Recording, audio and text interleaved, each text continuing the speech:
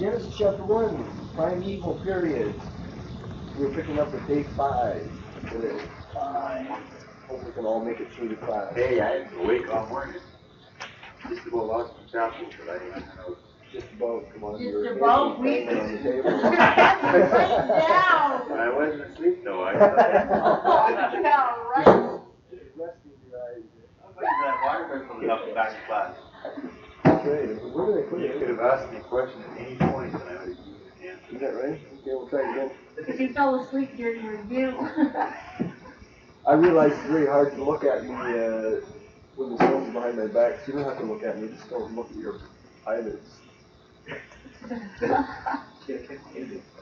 Okay, somebody tell me what happened on the first day of creation. Steve. God brought. You want your definition Just or what happened? in one sentence. God created the matter so that he could do it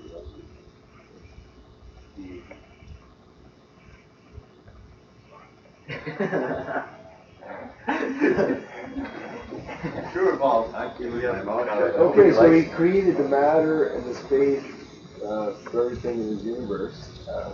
That's only half of what he did. It was the big half. What was the other half? Small half. And he began to organize and energize On the fifth. on the first day. Okay, Allison, since you're with it, tell us what happened on day 2? Separated the waters from the water.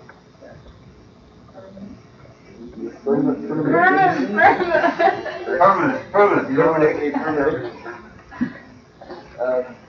So what did it look like then? Separated the waters from the waters. Well, circle and a big circle. Separated by?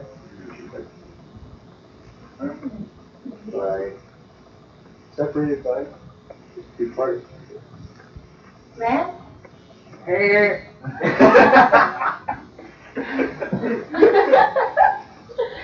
Is that what you wrote in your test? Oh, I don't remember. Where we at? What was it? Water below. What do you call it? He created the firmament, which was the band of air separating the canopy water. Just hold it. I didn't. Carried away with. What happened on day 3, Blair? On the 3rd day? Yeah, whatever happened on Thursday. God created, separated land from water. On the earth. Because sphere. And biosphere. Great, that way. Right, okay, so then what did you do on the 4th day? Like from fishes, fowl. No, he created that stuff.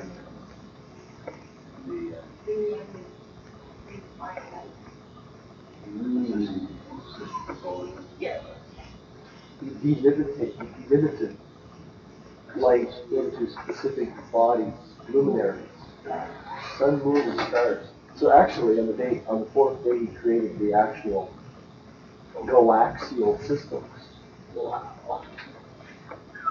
Our galaxy, sun and moon, right?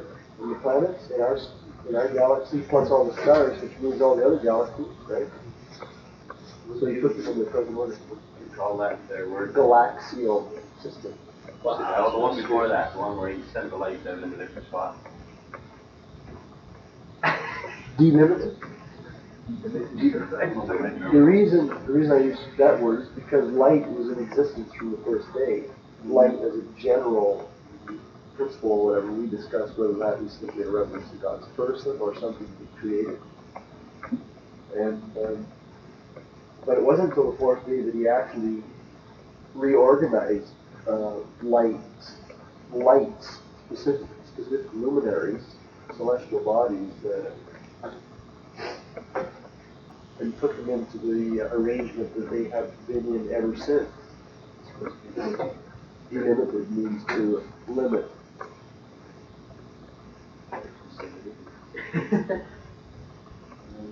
He actually delimited.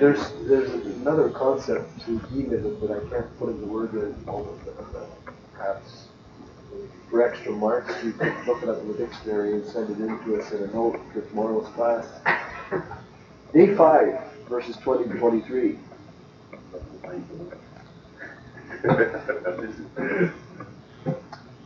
In these 4 verses, we read of God's designing, creating, and ordering of all the water, animals, and birds.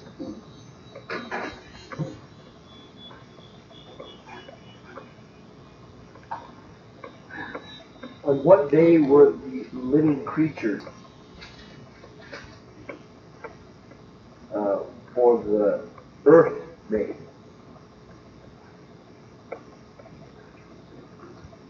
And what day were the living creatures for the heavens and the waters made?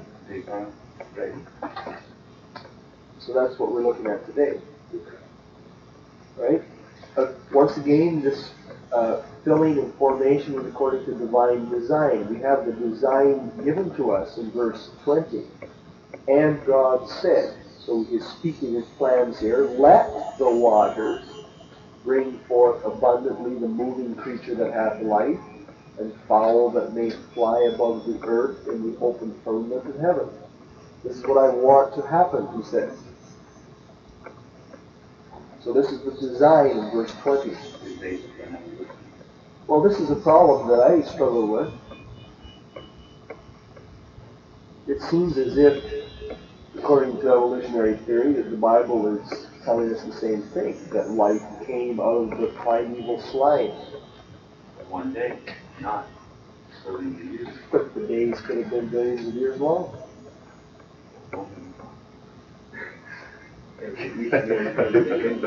We already discussed the fallacies of the day-age theory. Okay? But how would you get that That makes the evolution out of that? Well, They this say, is... they say that creatures are creatures. Now there's different branches. Some of them say it comes from land animals, others say it comes from water animals. Okay? Everything. Everything goes right up. No, some of them don't. Leave it right up and take them out of the water. Okay, so the different states. Now here is that the creatures, That's the water spring. there's fishes and that, and birds were brought out of the water. So they were created on whatever the mixture was in the water that they used to do so. That's where they get a little bit of faith. Now, you would be happy to know that the Hebrew solves that particular problem. The concept of bringing the waters bringing forth out of themselves comes from the English translation as bring forth. See? In English it says, let the waters bring forth, which seems to imply that the waters were the origin of life. Right? That's what the English implies, but the Hebrew verb is much more precise in verse 20 and 21. The Hebrew verb sharat means to creep and to crawl and to abound. Perhaps a word would be to teem or swarm with. Right? The point is that in the Hebrew it reads this way. God said, let the waters teem with, or swarm with, these creatures. There's no concept in the Hebrew of the waters being the, producing the life principle. Yeah. They were simply the locus of the life principle. There's a difference. The medium should be. Yeah, it wasn't the origin of life, it was the locus of life. Right. If anybody has ever seen a bucket full of minnows, just teeming in the water, or a carcass with maggots teeming and swarming all over one another.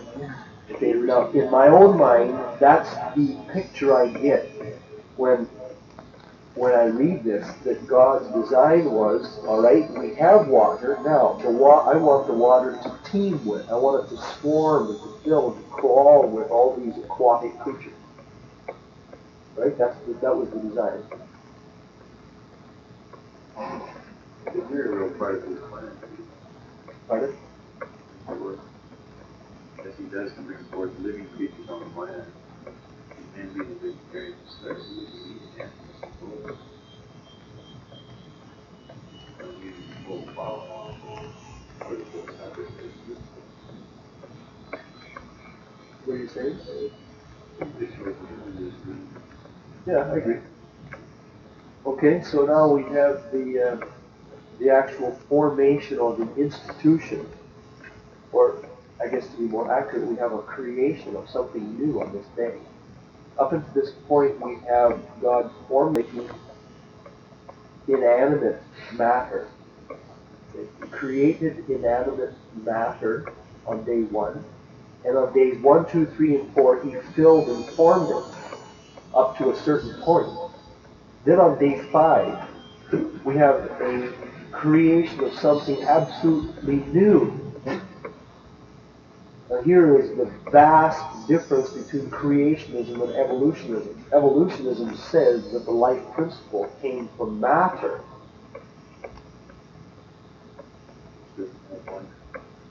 Right. Creationism teaches that matter was created first so that there would be a locus for life, which was a secondary or the next stage in the creative process. God created a place, then created life for the place. Okay? This is the first life that we have here. Okay? Let the what? That would just be a plan. Like if you would have to have created life, then you would have a place for the life. Well, so you have to have. I understand what you're saying, and I agree with it, except that we are thinking here in terms only of physical life. Okay? There is spiritual life that exists over and beyond and regardless of a physical place. God is a spirit, and He has life. He is the source of life, and He existed prior to the existence of the universe, according to Scripture. Right? So life did exist prior to the creation of matter, but not physical life as we know it. Spiritual life. But yes, it's common sense. Right? For something to exist today, some living thing to exist, it has to have a location. So that's why we have what we have. So in verse 21, we have the actual record of the creation. The filling. And this creative act was basically a filling of the creation. The previous creation. So by nature it was, it made good sense, it makes perfect sense for it to follow in the progression that it does.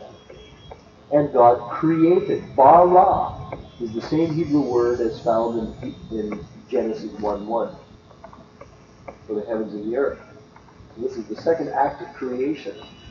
God created the great sea monsters and every living creature that moves,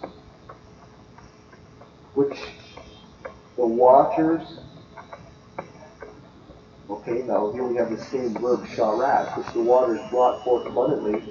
It would be better translated, with which the waters teemed or swarmed. It's actually what it is. So God created all these fishes and living creatures, which swarm in the waters after their kind.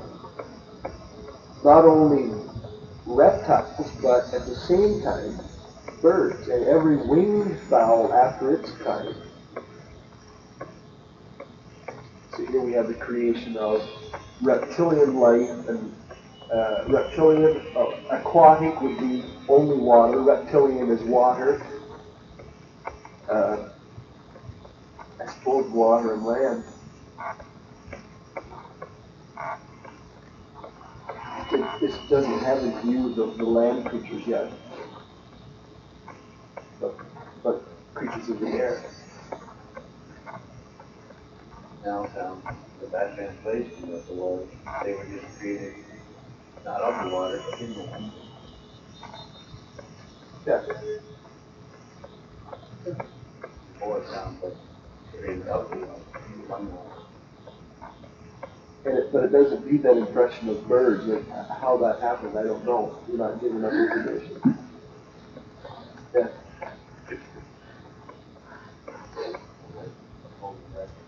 It doesn't say that the waters brought forth the winged fowl after their kind, right? Well, verse 20 may imply that the waters were to swarm with the creatures and the birds. But then they do that rather than interesting. So it doesn't necessarily speak to water. Okay, so this creation, then, of moving creatures and fowls was something not previously created. They were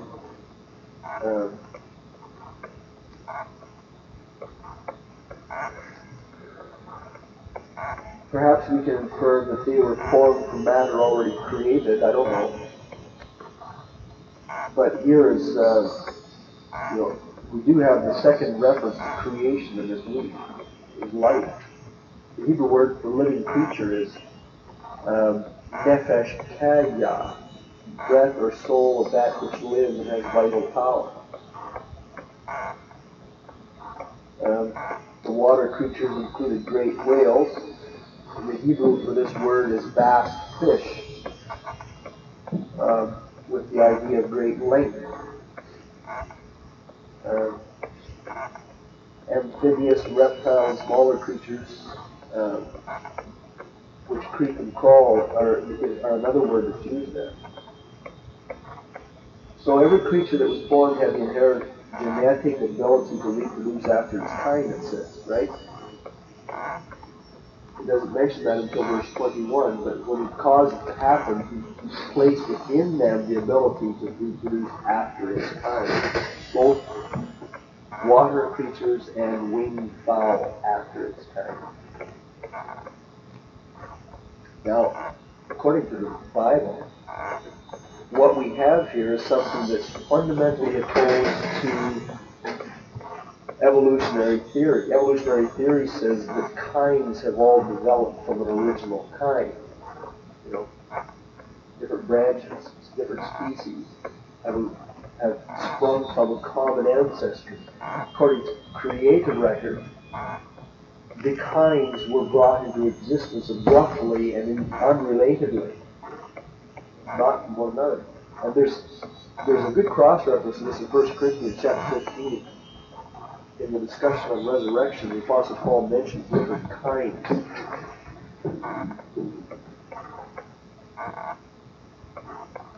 Verse 38 and 39 and 40. God giveth it, that is the human body, a body as it has pleased him, and to every seed its own body. All flesh is not the same flesh, but there is one kind of flesh of men, another flesh of beasts, we're going to read about that on day 6, another of fish, and another of birds. See? 1 Corinthians 15:39 specifies 4 distinct, unrelated, separately created kinds. Paul says, but we extend this even into the inanimate realm. There are celestial bodies and then there are terrestrial bodies.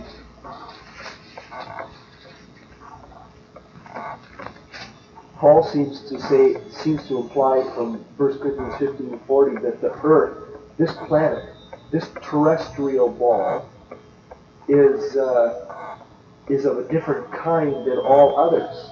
That's an interesting observation, is it not? Is not one of the great quests of science today? With all these probes, they're trying to find out if the other planets have life. And consistently they have gotten the negative to that search. There is no planet like this one. Only this one. It's one of a kind. So science up to date has corroborated the testimony of Scripture. It's a neat little point.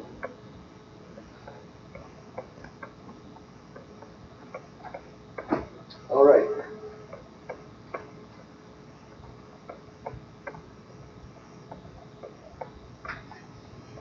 If you'd like some other cross references to this, I'll give them to you. Job, we'll read them after writing down, okay? Job 39, verses 13 to 18.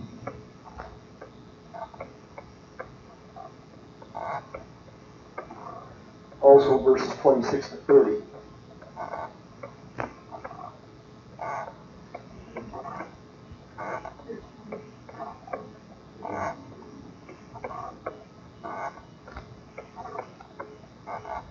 Also chapter 41.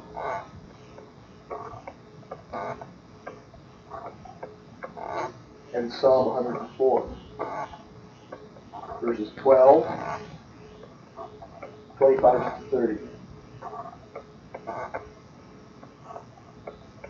And Psalm 148, 10b.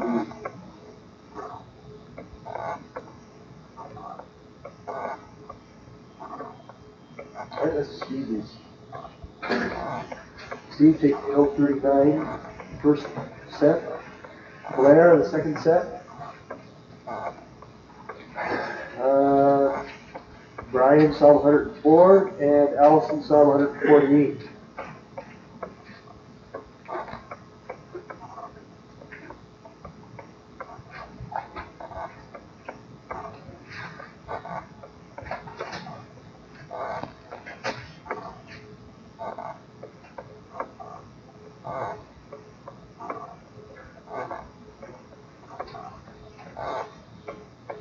Givest thou the goodly wings unto the peacocks, or wings and feathers unto the ostrich, which leaveth her eggs in the earth and warmeth them in dust? It forgetteth that the foot may crush them, whether the wild beast may break them. She is hardened against her young ones, as though they were not hers. Her labor is in vain without fear. He is God hath deprived her of wisdom, neither hath he imparted to her understanding. What time she lifteth up herself on high, she scorneth the horse and his rider.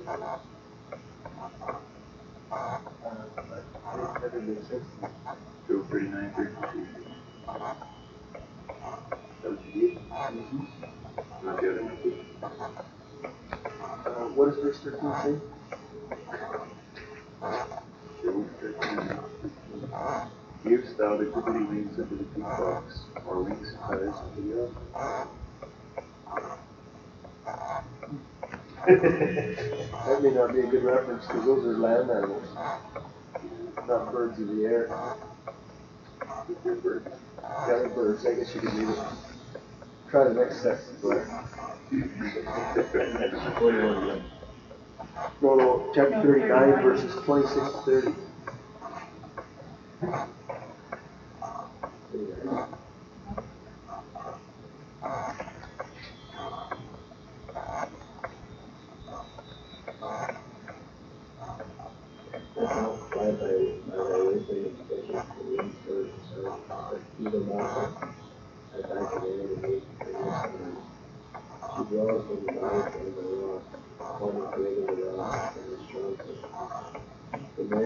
She seeketh the prey, and her eyes behold the young ones spotted, blood, beware the slaver there she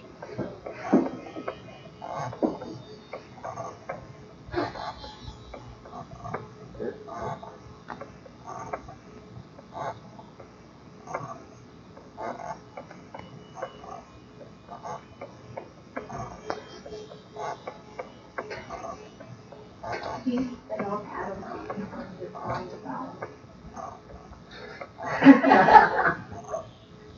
48:10. 10b. 13:10 has blind spots. In the context of the psalm, it's not really clear that, right? Preceding verse, perhaps.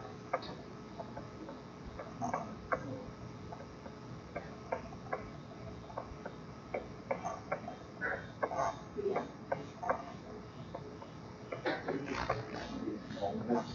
Praise the Lord.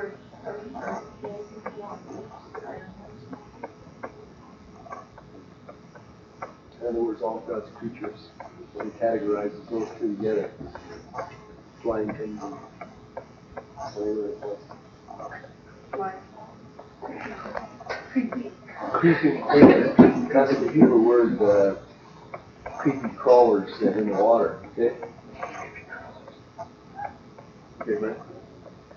By them shall the fowl of the heaven have their habitation, which sing among the branches.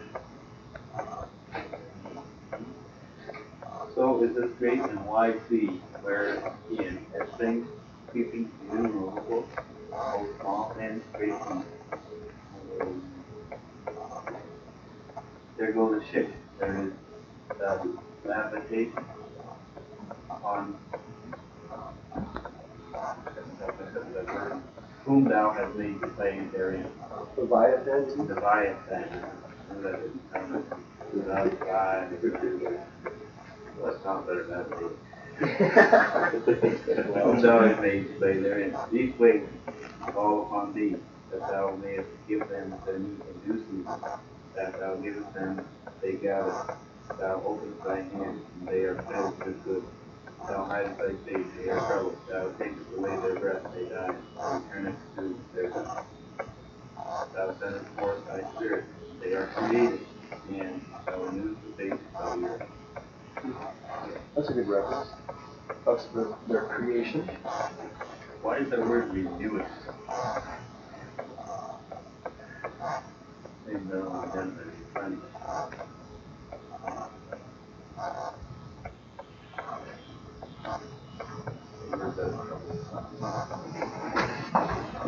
Job 41 is a fascinating chapter. It talks of Leviathan, and my reference Bible suggests that perhaps this is a reference to the crocodile.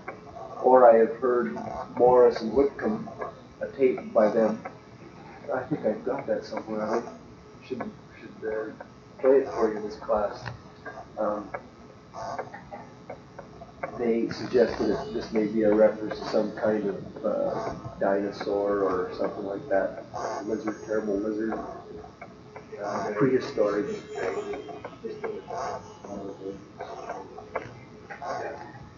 Okay. Anyway, listen to some of the description of this. Canst thou draw out Leviathan with a hook?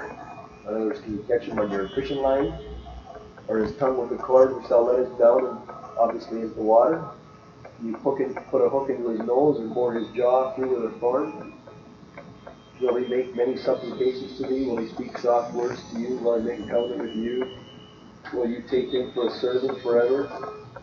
Will you play with him as with a bird? Will you bind him for your maidens? Shall the companions make a banquet of him? You can't eat him, you can't catch him, you can't harness him, you can't do nothing with this character. Right? Canst thou fill his skin with barbed irons or his head with fish spears? Lay thine hand upon him, remember the battle, do no more. Behold, the hope of him is in vain. Shall not one be cast down even at the sight of him?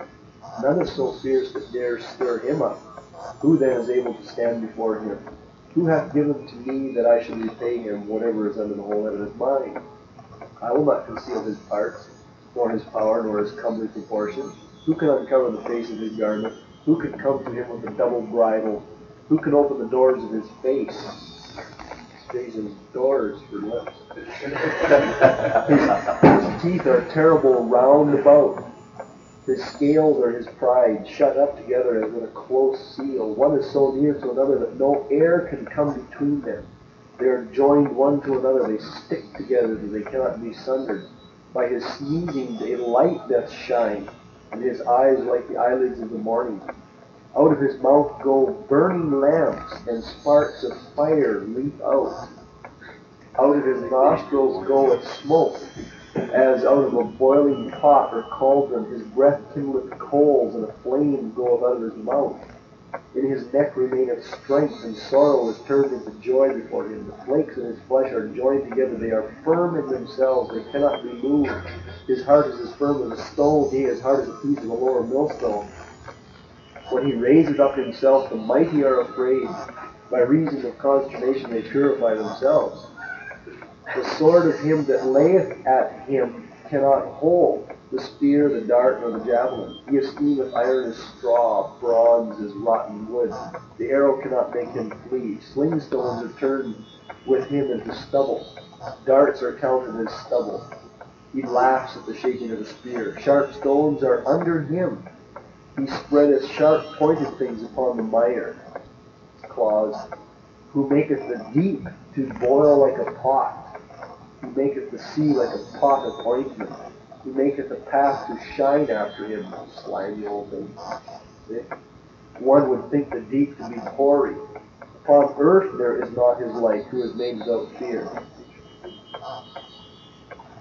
Obviously this is some kind of a reptile, earth and water, fierce, monstrous thing like a dragon, Ever get a Jewish skills with it? No. Oh yeah? Well, on the basis of this, and a couple of other references in Psalms, when you go back into medieval history, for example, even in the 1400s and the 1300s, there are several oblique references that you can read of kings doing battle with dragons and stuff like this, and people, modern man, who, in whose time these things are almost extinct, if not for sure extinct. We have no recourse to these things, and so we laugh at these things. Superstitious medieval myths. But if you look at the flags of all of those old European nations, they've got dragons on them. There must have been, the tradition must have been based on some kind of fact. There must have been at one time sea monsters or reptiles.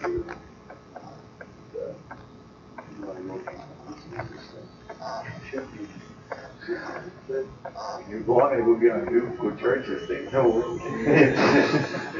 The other way. It's a fascinating thing. And then, of course, there have been sightings, alleged sightings of various things. I got a picture of one of my files of the so-called Loch Ness monster. And there's another one supposedly lives in Lake Champlain over in Vermont, New Hampshire. They're taking pictures of them. Sure. Like there's, what's the difference? Henry Morris suggests that the only difference really between crocodiles and alligators and some of these other reptiles is the fact that at this time the environment was conducive to them growing without being hindered. With the changing environment, they don't grow so big today, although they get very big even today. Well, no, that it's not as, number one, it's not as warm, and the curse has had that much longer to operate and affecting their genes, reproductive ability, and,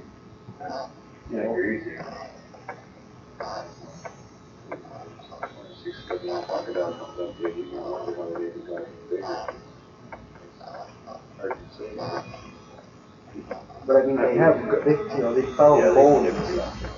There's no question that these things did exist. The Christians don't quarrel with that. We just quarrel with the supposed evolutionary geologic timetables, that presuppose these things that lived billions of years ago. When in fact they could have been created on the fifth day.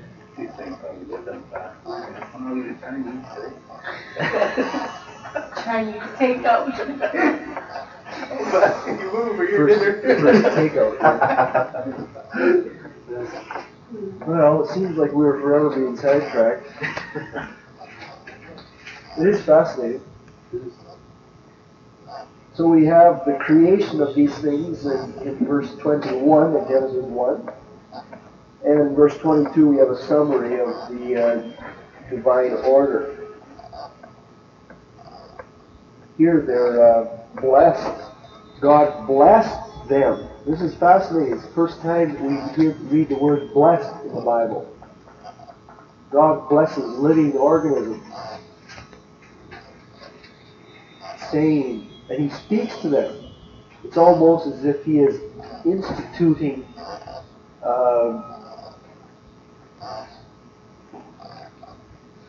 their instincts and their mannerisms all about them, right? Be fruitful and multiply, fill the waters of the seas, let the fowl multiply in the earth. Other nature. Okay.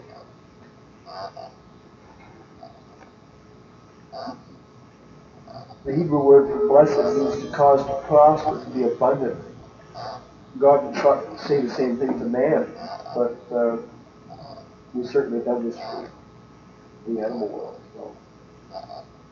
Okay, the sixth day, verses 24 to 31. Record for us the design, creation of, and the ordering of God's highest creation, as well as the lower forms of life. So day 5, he filled with living creatures the atmosphere and not the biosphere, the hydrosphere. On day 6, he fills with living creatures the biosphere, the lithosphere, or the earth. Okay? Well, we're going to find out all the trees. Living trees are there,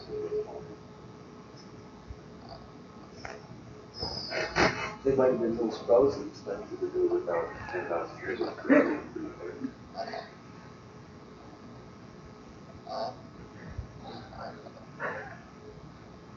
God said, let the earth bring forth a living creature after its kind. Right? Now this is the same word, it's living creature, same phrase after its kind, but now he defines with these different terms what he means by creatures that have the life principle.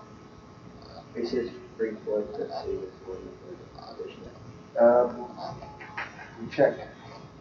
Bring forth is a different word than in verse 21. Here it is yatsah, to go out. Specifically meaning to cause to go out, to put forth.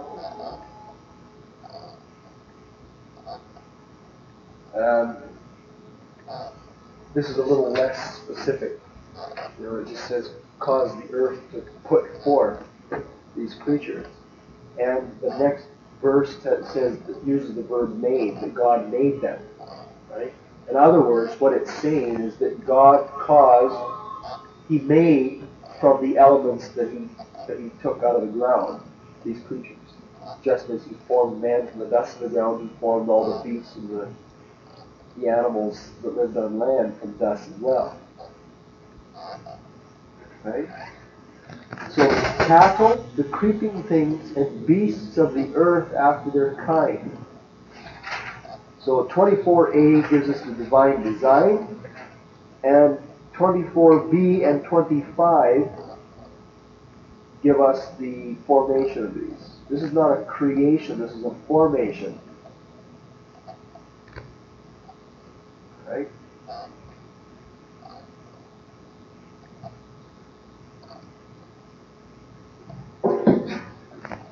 Although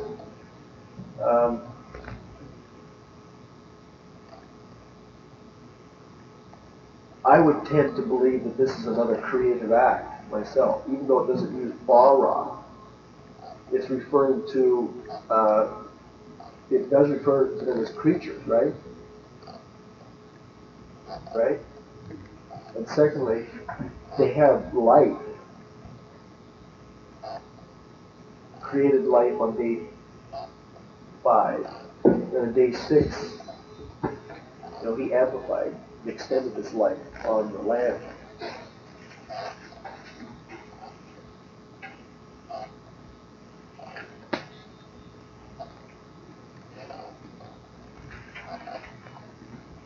So the animals' bodies were formed from the earth, and their life souls were already in existence, perhaps we could infer from the preceding day. Same word, living creatures. And there's some overlapping. Reptiles are kind of neither all water nor all land, right? So it could have been an overlapping here. I know there's a picture. Pardon? There's a picture.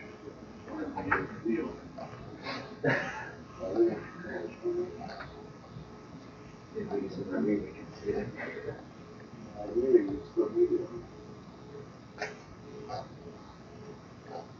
There's a distinction in verse 25 between land animals. The phrase beast of the earth is any wild living animal. They're wild creatures. As opposed to the next word for cattle, which is a behemoth. In English we have behemoths, right? Cattle are domesticated, domesticable animals, whereas the others are non-domestic. Domesticable. That's a clear word. Oh, wait till you see that one. Yeah. So, you called it a behemoth, that just was large. Well, so a behemoth is a beast,